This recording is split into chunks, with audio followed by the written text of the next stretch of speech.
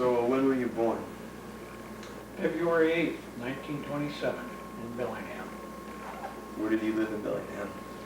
I was born on Humboldt Street, and I don't remember that house, of course. The first house that I remember living in was a place between Bellingham and Ferndale on what was the old Pacific Highway, which runs, part of it is still there, it runs parallel to the freeway, I-5 freeway. And then we lived, my mother and dad were divorced when I was only about 4 or 5 years old.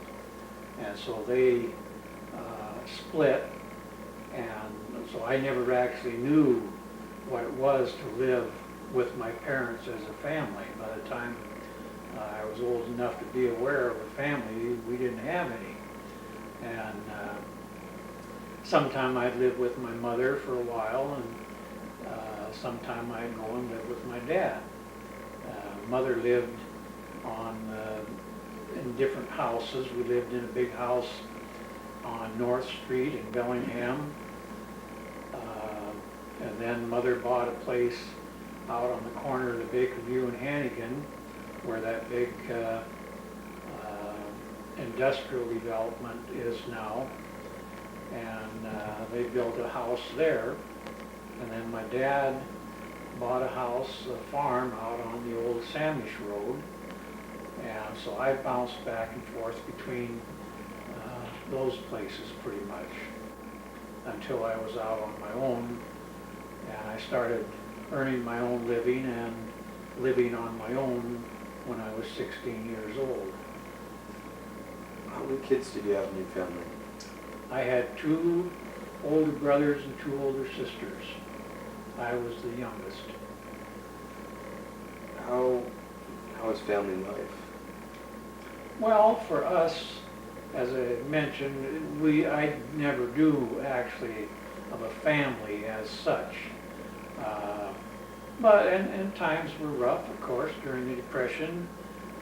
Dad was just a laborer, and we had to get by with pretty much what we could produce on the farm.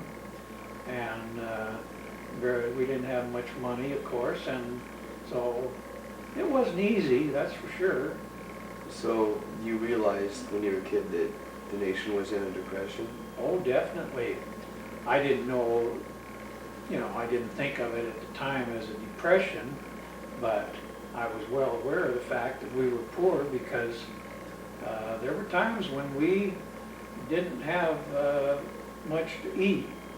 And we had, at that time, they had what they called a government relief program where families could get free food from the government, surplus things like peanut butter and cheese and powdered milk and most of the stuff that we didn't like, but it was food.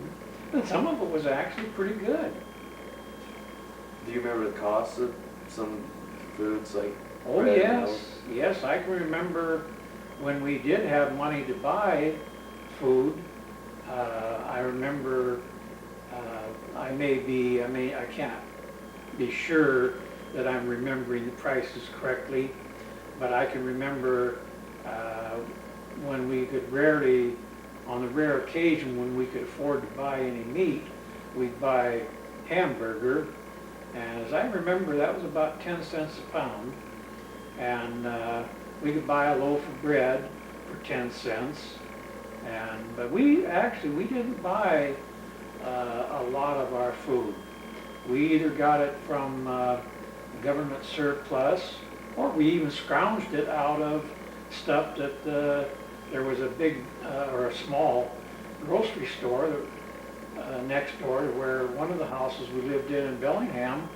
And when they'd throw stuff out that was beyond what they could sell, we'd go out and salvage packages of cinnamon rolls that were still good, but they wouldn't sell them in the store, and fruit and vegetables that were not suitable to sell, they'd throw it out. We'd salvage it, and boy, that was good stuff for us. So, did you grow a lot of your own food? Oh, yes. When Dad bought the farm, we had, man, we put in a big, big garden, and we had a big orchard, and we had raised chickens and ducks and pigs, and we raised veal calves. And of course, when we butcher any of these, we had to sell them. So we hardly ever had meat at home. We had to sell the meat that we raised to buy the few things that we didn't raise on the farm. But we had lots of fruit and vegetables. And I always liked them, and I still do. What was the most difficult part of growing up in the 1930s? Well, being poor for us, of course, and we didn't have nice clothes like a lot of the people that were still had jobs and could buy things, you know. They had nice clothes, and as kids we didn't have much, and I guess that was probably the hardest part. It was just being poor. Was there any positive parts of life? Oh, yes, yes. We had a lot of fun as kids. Of course, we had to make our own fun. We didn't have television, but we had all kinds of games. We played marbles, and I liked being out living in the country like we were. I spent a lot of time hunting and fishing and swimming during the summer. And we had all kinds of games that we'd play that kids now wouldn't even know what they were. But we had a lot of fun. But it was at home, and we made our own fun. We made go-karts and little midget cars, you know, to race down the hills in and stuff like that. Scrounge through junk piles and the city dump, where the part of where the medical complex in Bellingham is, that used to be city dump, and we'd go down there and scrounge for parts to make our go-karts and stuff. Oh, we had lots of fun, yeah. Did you have like a group of neighborhood kids that you hung out with? Oh yeah, we did. When Dad had the farm out on the old Samish Road, I used to chum around with the Fuller boys. Two of them were about my age, and we had a lot of fun together. We'd go swimming down to we were not far from Chuckanut, and we'd go down there and go swimming in the bay, and we'd go hunting and fishing, and they called us the Chuckanut Mountain Gang. And we weren't a gang, but we just, you know, grew up together. Yeah. But yeah, I had, but over the years we just kind of drifted apart, and some of them are gone now, but I think there's still a couple still around. How did kids talk back then? Did they have any slang or? Actually, in thinking about that, Paul, I can't think of really any particular slang or anything that we had at that time that stands out in my mind. We just talked. I think of it, you know, the way young people talk today, you know, and all that stuff. But I don't remember any characteristics of our speaking that was very unusual at that time, at least as far as we were concerned. Perhaps in the cities they might have had more idiomatic terms and stuff, but for us, I don't really recall any. Did you ever have any time or money to go see movies? Oh yes, movies. were a big treat for us. We didn't go that often. If we could go maybe once every couple of weeks or so, that was a real treat. But it was really a treat to go to the movies, and we just enjoyed them. And of course, we could go to a movie for 10 cents. And but living out in the country, we didn't get to go very often unless we could catch a ride with an older brother or somebody that was going into town, and we could ride along with them. And we'd go around to the theaters in Bellingham. I think there were about five or six theaters, 5 theaters I think. And we'd go to town, and then we'd go from one theater to the other, and we'd spend about an hour trying to decide what movie we wanted to see. And of course, they were double features, and you could go and see a double feature movie with comedy, newsreel, previews of coming attractions, and everything for the cheapest was 10 cents, and then up to some of them would be more expensive, like the Mount Baker, the American Theater. They might be 25 or 35 cents. We didn't go to those very often. So, did you listen to the radio a lot? Oh yes, radio was very popular at that time, and there were regular afternoon programs geared to kids at that time. Adventure programs like Jack Armstrong, the All-American Boy, and Tailspin Tommy, and Little Orphan Annie. And these were programs that came on in the afternoon, usually after school. And we'd be out playing someplace, but when the time came for these radio programs to be on, man, we'd head for home, and we'd sit right in front of that radio and listen to that program, just like kids would now in front of a TV. And we'd just sit there, and boy, we never missed an episode. What were your favorite shows? Movies or radio programs? These serials, they call them, you know, the adventure serials, Jack Armstrong and Little Orphan Annie. And then we also listened, they used to broadcast boxing matches regularly, you know, when Joe Louis and Dempsey and some of those other fighters were that. Boxing was really big time at that time. And we used to listen to all those fights. Dad especially liked listening. Joe Louis, I was a real fan of Joe Louis at the time.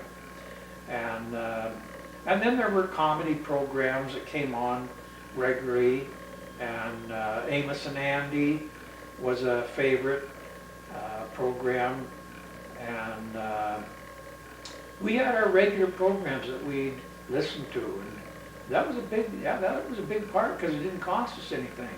So that was big. Do you remember hearing the War of the Worlds broadcast? Oh, very definitely. Yeah, I believe that was in, I believe 1939. And Orson Welles was just a young man getting started, and he pulled that off. And oh man, the reaction from what I read and what I heard around the country and perhaps around the world, I suppose, was just far more than he ever anticipated. It was something that really got out of hand. People panicked, and because they thought it was real. It was such it came on as so realistic that people actually thought this was a news broadcast. And then as soon as people became aware that it was a hoax, and Orson Welles realized what had happened, he started trying to calm things down. But man, it went over. It was really something. And of course, I don't remember actually believing in it. I think I accepted it as just a hoax, because I thought, well, it's an interesting program, but I didn't think of it as being something that was actually happening. think on the opening that they actually said that it was just, I know, but people didn't catch that. See, they weren't paying that much attention to it. And so when the broadcast actually occurred, people, I think perhaps that might have been one reason why we, in listening to it, didn't think of it as anything real, because we might have heard that announcement and heeded it. But a lot of people didn't, obviously, because they panicked. Boy, there was a tremendous reaction to that. And of course, have you ever seen the movie War of the I've Worlds? seen parts of it. Yeah, that was a movie made from that book that Orson Welles got his idea from. So, in your opinion, what was the most defining moment of the 1930s? Well, by defining, if you mean what This was the most important. well, probably the stock market crash of 1929, when people were losing their fortunes and factories were shutting down, people were losing their jobs, there was unemployment, there was labor strife. At this time, the labor unions were trying to gain power, and they were fighting within industries, the automotive industry, and unemployment, people out of work couldn't buy anything, so factories were shutting down, and this is what really created the Great Depression. And of course, that is what determined pretty much of the events that occurred during the 1930s. And then, of course, the beginning of the war in Europe, the Second World War, when the Nazi Hitler came into power and started the Second World War by invading Poland, and then the war spread to England and so on. So I would say, yeah, that would be what I think pretty well set the pace for the 1930s.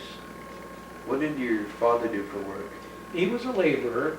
When he could find work, he worked usually in lumber mills in Bellingham, the big Lodell Donovan lumber mill. But he was a laborer. Did you ever have any jobs as like when you were a kid? Oh yes, when I was 12 years old, I was taking care of 2,000 laying hens for our neighbor. He'd go to Alaska during the summer to go fishing, and he hired me to take care of his. He had 2,000 laying hens, and my job was to take care of those, to feed them, water them, gather the eggs, clean them, pack them, get them ready to ship, and clean the coops. And it seems to me I got 25 cents a day for that. Yeah.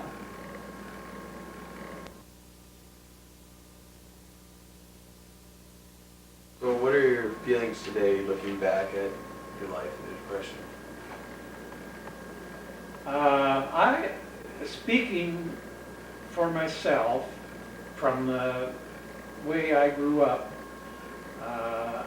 I would say that, yeah, it was tough. There's no doubt about that. It was hard. But that was life. That's the way it was for us, and we just accepted it for what it was. And I don't think, at least the way I grew up, we didn't spend all our time complaining and grumbling and all that. We just made the best of what we had. And Tom Brokaw, in his book, The Greatest Generation, refers to our generation as the greatest generation. But I don't look at our generation as the greatest generation. I think our generation was a generation of survivors, because we had to make the best of what we had, and whatever situation we were in, we had to survive. We survived the Great Depression, we survived the Second World War, and I think it made us much stronger, and I think better individuals and better able to cope with all aspects of our life.